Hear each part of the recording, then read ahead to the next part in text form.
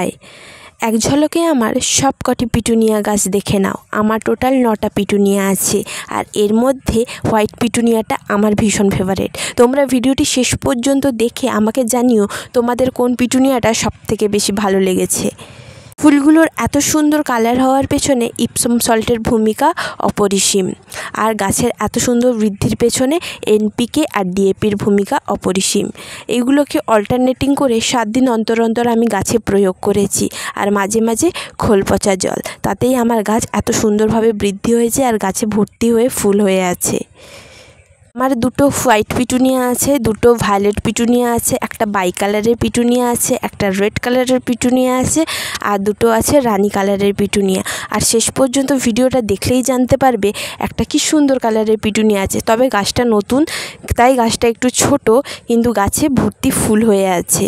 এটা